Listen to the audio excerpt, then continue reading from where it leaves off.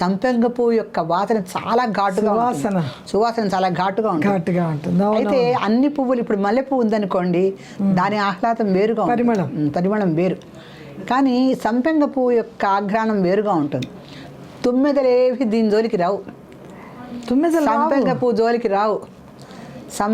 జోలికి రావు అసలుకి. తుమ్మెదలు ఏవి కూడా సంపెంగ పువ్వుల దగ్గరికి రావు.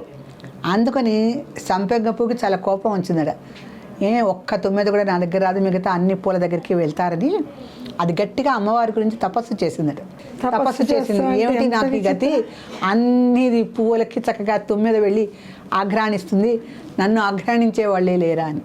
అంటే అమ్మవారు నువ్వు నా నాసిక దగ్గర ఉండు అని చెప్పింది.